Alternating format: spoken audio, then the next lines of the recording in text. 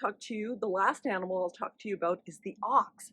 Now, I'll be doing a little recap of all the elementals and the rituals and the gifting, all the things I talked about that had to do with holiday tips. I'll give you a recap and give you another holiday tip and more on the oxen and what the end of the year means for the ox and for next year. And that will be the end of the predictions for the animals. And my next feature will bring you a special solstice greeting. Well, the ox will have to go with the flow this month as you're going out of 2022 through the holy days and into 2022.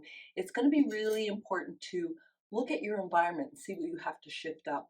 Again, the Feng Shui rules, the bagua, what area do you need to work with? Do you need to work with your relationships or your ancestry, healing the past? Is it more about travel and wanting to go forward to somewhere new on the planet?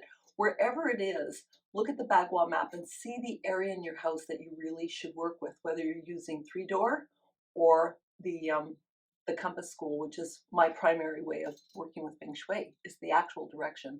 So with the ox, it's all about take time this year and really bring a lot of energy to your downtime and your family time around the holidays. It's really going to be important to indulge yourself in your own self-care and your own balance and your own harmony, because oxen can be a little stubborn and you might want things to go the way they've always gone. But can you open your eyes or your heart or your energy to do something new this year, but that's sustaining and helpful, not that's going to take you off track or take you off balance?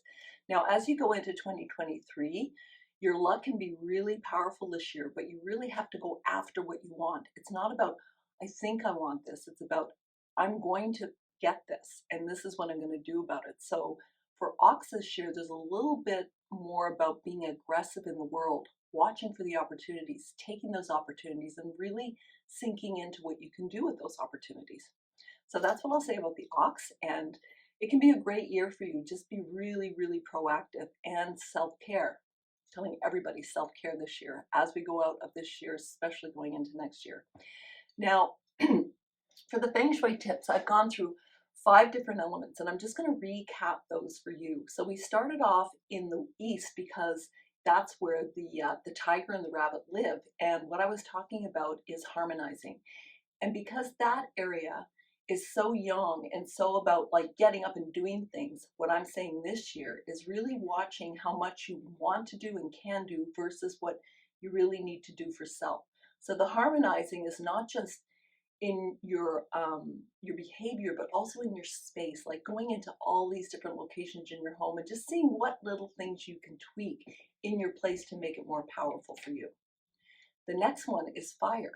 Fire is all about lighting and about summer and sunlight and vision and where you're going.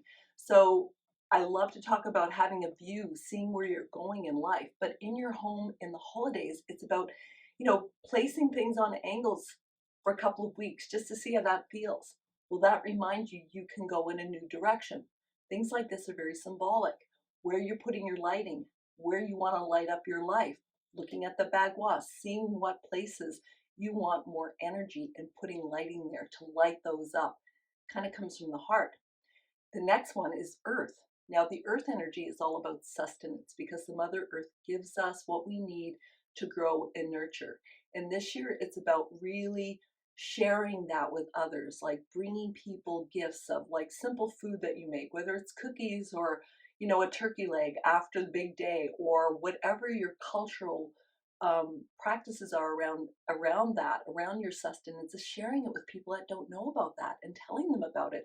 So as our world shrinks and we're learning more and more about different cultural events and more, the beauty and other people that are different from us one way or another, it's like the sustenance of food is always a common denominator. And that's why at Christmas, sharing different meals, like inviting people to your table that have different habits or different eating, and sharing that and really embracing it. It always does not have to be what you're used to it being. Sustenance comes in many forms, but food is the primary one, and especially in holidays. Now, the next one we're looking at is the metal element. And metal has to do with money, plata, and gifting. What do we spend? it's a really good idea to make a budget and make a list of the things we can give to people. Secret Santa is great in big families, so you're not trying to buy for everybody. Really finding out what they need, what they want, like who they are. Writing a beautiful letter can be as powerful as giving a gift to somebody. And the one thing I like to talk about now in these current economic times is, do you have things that you've never used that were gifted to you? Can you repurpose gifts to others that you know they'd really appreciate? Like that beautiful candle in the corner that's been sitting there for like a year, dusted off. Who loves candles in my life? How can I bring this to my gifting? So there's many ways of looking at gifting and what it is and what's coming from the heart. That's the important thing. The gift of presence, just being present for somebody, present for yourself. The last one I'm looking at is the water element. And what I talked about with water is rituals. Every culture on the planet has rituals around their holy days, and not all cultures celebrate Christmas as we do, or Hanukkah, or Kwanzaa. So it's about one, creating your own rituals, making them really important in your life. Your daily rituals are important, but also your holy day rituals are important. Creating something new and fun for your family is really important. Learning about other cultures' rituals can add something really powerful to you. It's like, oh my goodness, I didn't know I had an Irish grandmother, and this is what they did in Ireland. Or, your new partner and their culture, or your grandchildren and where their lineage is going to be coming from. There's so many different things that we can look at in terms of ritual that really feed and sustain us. Thanks for joining me, and I'll be back with the solstice reading and some more fun things. Leave comments, and thank you again.